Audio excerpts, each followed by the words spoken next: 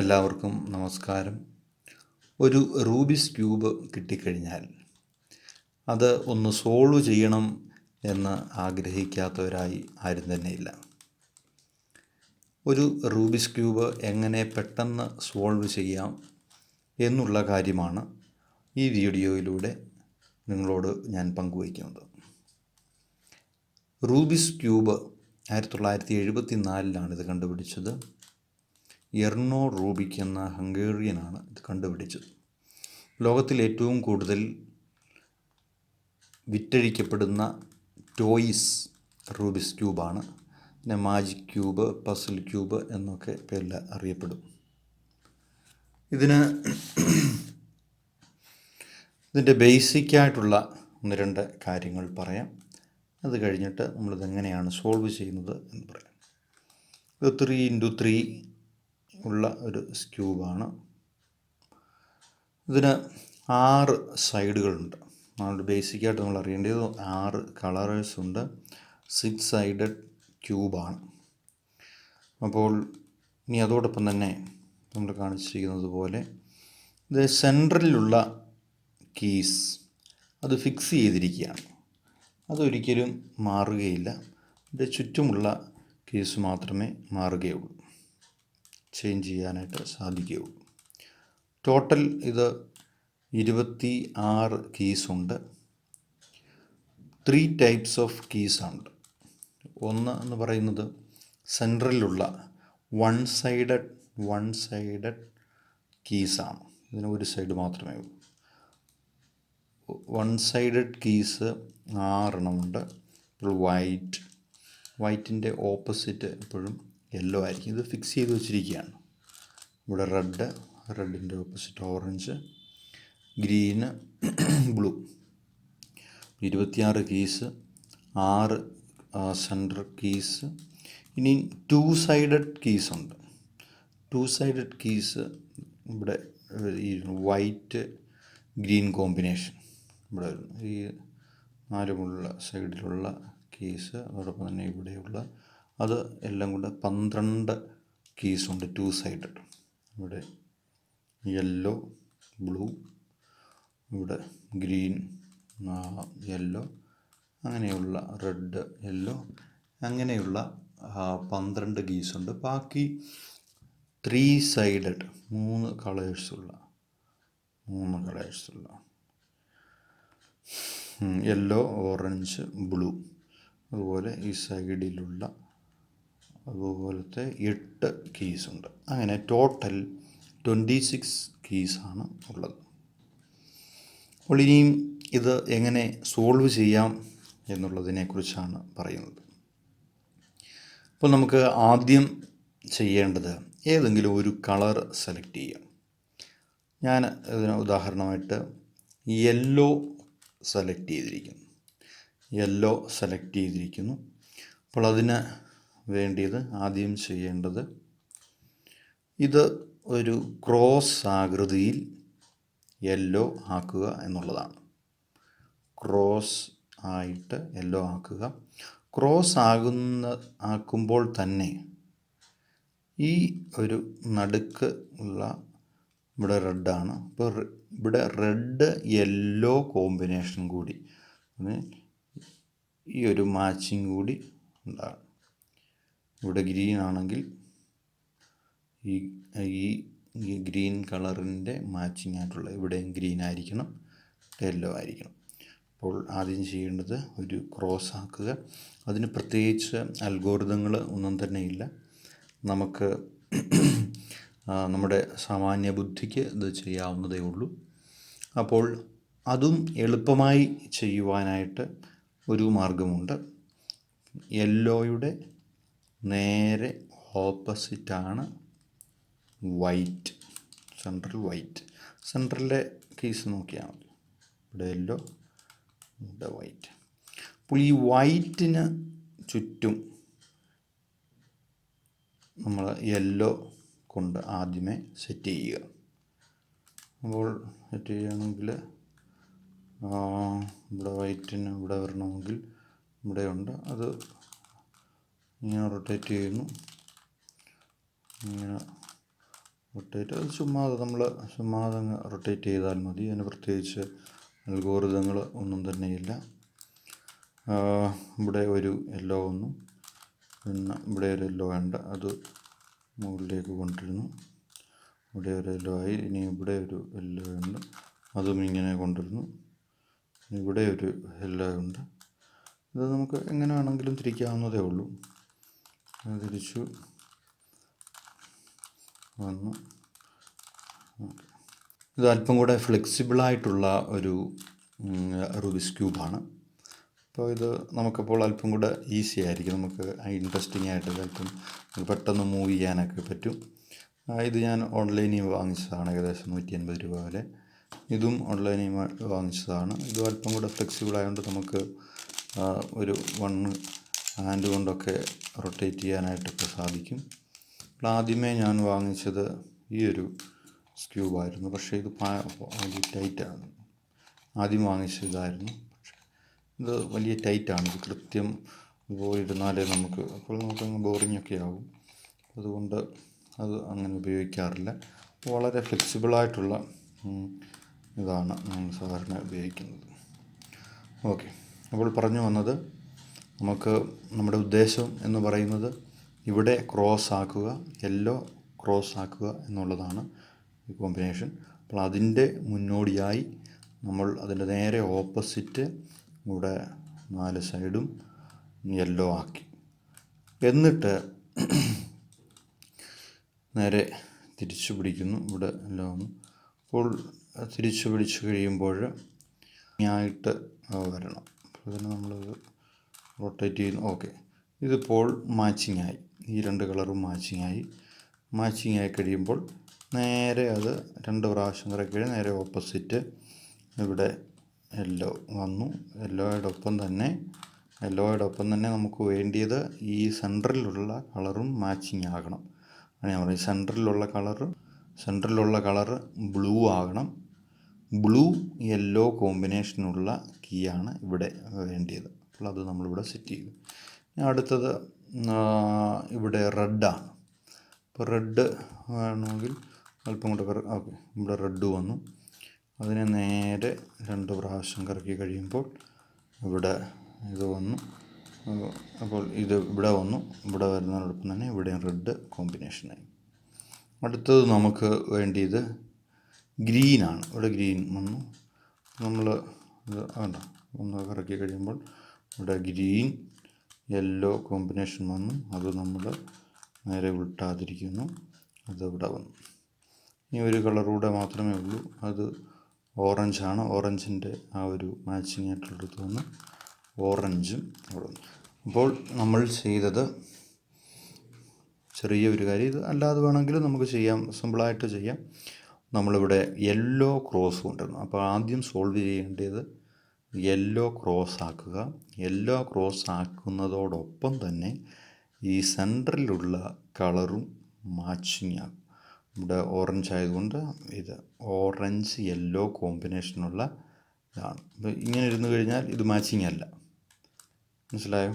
അപ്പോൾ ഇങ്ങനെയാണ് മാച്ചിങ്. ഇവിടെ ബ്ലൂ വന്നു, ഇവിടെ റെഡ് വന്നു, ഇവിടെ ഗ്രീൻ വന്നു. അപ്പോൾ അത്രയും ചെയ്തല്ലോ. ഓക്കെ, ഇനിയും ചെയ്യേണ്ടത് ഈ 4 സൈഡിലുള്ള 3 സൈഡഡ് കീസാണ്, അത് സെറ്റ് ചെയ്യുക എന്നുള്ളത്. ഓരോന്നിനും കൃത്യസ്ഥലമേ ഉള്ളൂ. അപ്പോൾ അത് നമ്മളവിടെ സെറ്റ് ചെയ്യുക എന്നുള്ളതാണ്.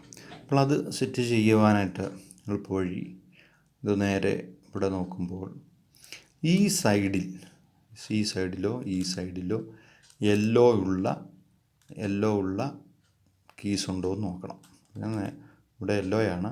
അപ്പോൾ അതിങ്ങനെ പിടിക്കുമ്പോൾ ഈ സൈഡിൽ ഇവിടെ താഴോട്ടൊരു യെല്ലോ ഇരിപ്പുണ്ട്, അത് ഒരല്പം കൂടെ പ്രയാസമായത്.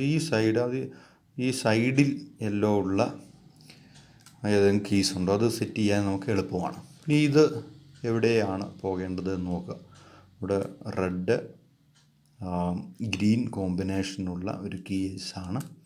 അപ്പോൾ നമ്മൾ റെഡിൻ്റെ ഓക്കെ, അപ്പോൾ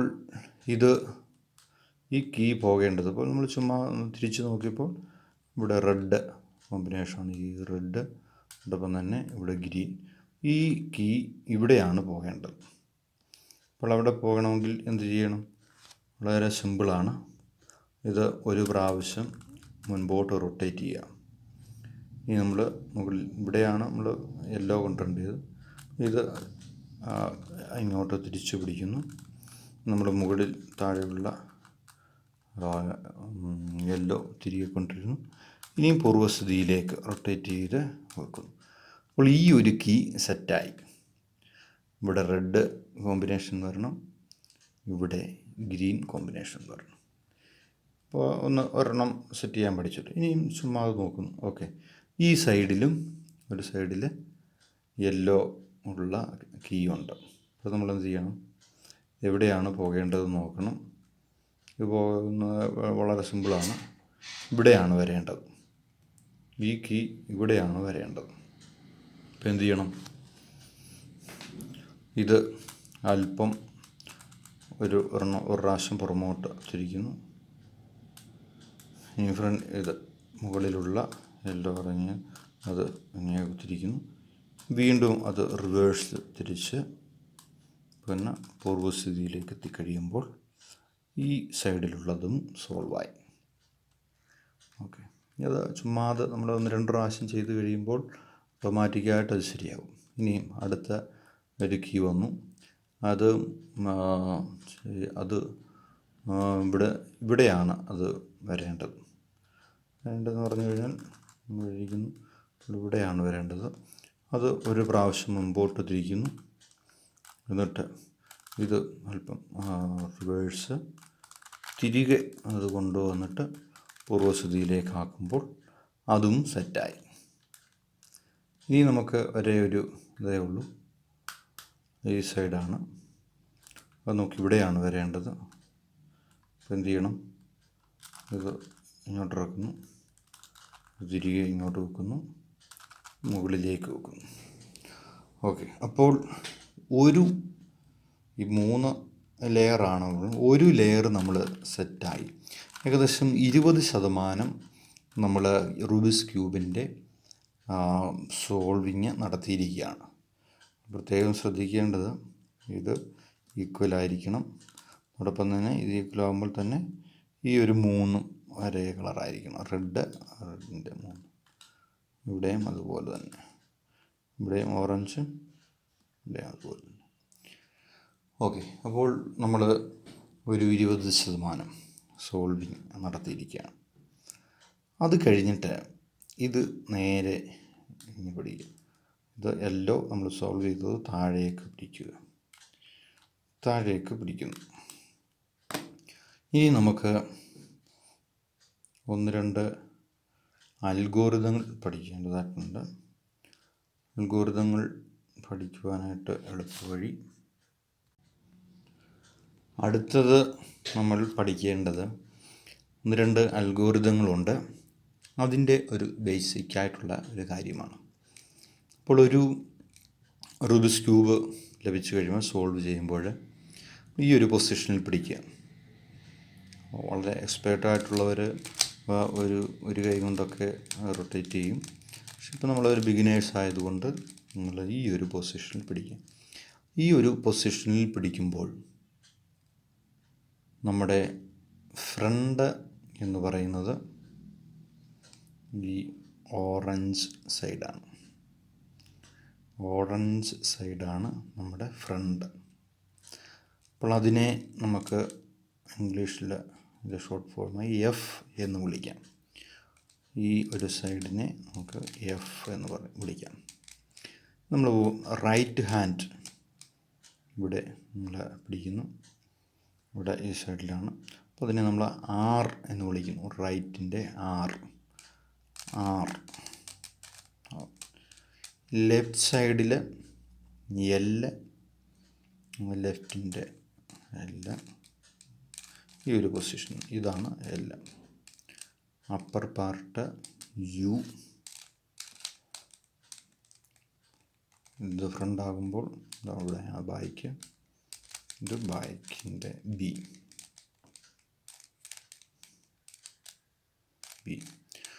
ഓക്കെ. അപ്പോൾ ഇനിയും നമ്മൾ 5 അക്ഷരങ്ങളും അതിൻ്റെ സൈഡുകളും പഠിച്ചു. അപ്പോൾ ഇനി R എന്ന് പറയുമ്പോൾ നമ്മൾ ക്ലോക്ക് വൈസ് എന്ന് പറയുമ്പോൾ ക്ലോക്ക് തിരിയുന്ന അനുസരിച്ച് 12, 1, 2, 3 ക്ലോക്ക് വൈസ് R എന്ന് പറയുമ്പോൾ ഇങ്ങനെ തിരിക്കണം. സിമ്പിളാണ്. R എന്ന് പറയുമ്പോൾ ഇങ്ങനെ തിരിക്കണം. ഓക്കെ. R1 എന്ന് പറയുമ്പോൾ ആൻറ്റി ക്ലോക്ക് വൈസ്, നേരെ ഓപ്പോസിറ്റ്. R1 okay. R1 അത് കുറച്ച് നേരം റിപ്പീറ്റ് ചെയ്ത് നമ്മൾ ചെയ്തുകൊണ്ടിരിക്കുക. ഇനി L എന്ന് പറയുമ്പോൾ നമുക്കെപ്പോഴും തെറ്റുന്ന ഒരിതാണ്. ക്ലോക്ക് വൈസാണ്, ക്ലോക്ക് തിരിയുന്നതിനനുസരിച്ച് ഓർത്താൽ മതി. L1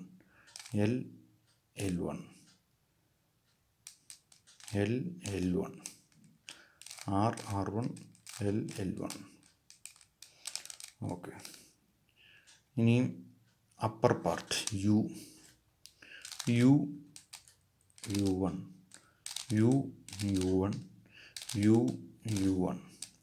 അതും പഠിച്ചു. ഫ്രണ്ടാണ്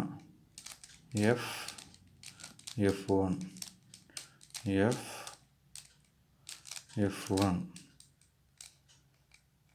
ഓക്കെ. ഇനി ബാക്ക് B1 ഓക്കെ. അപ്പോൾ അത്രയും നമ്മൾ പഠിച്ചല്ലോ. R1 L1 F1 U1 B1. അപ്പോൾ ഇത് ചുമ്മാതെ റിപ്പീറ്റ് ചെയ്തുകൊണ്ടിരിക്കുക. അപ്പോൾ അത് നമുക്കൊരു ഫെമിലിയർ ആവും. അപ്പോൾ പറയുമ്പോൾ തന്നെ R1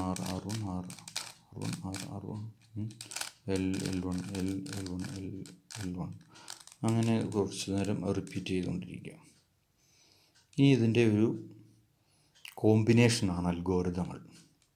അപ്പോൾ ഇത്രയും നമ്മൾ ബേസിക്കായിട്ട് പഠിക്കുന്നു. അതവിടെ വയ്ക്കുന്നു. നമ്മൾ ആദ്യമേ സോൾവ് ചെയ്ത ആ ക്യൂബ് എടുക്കുന്നു.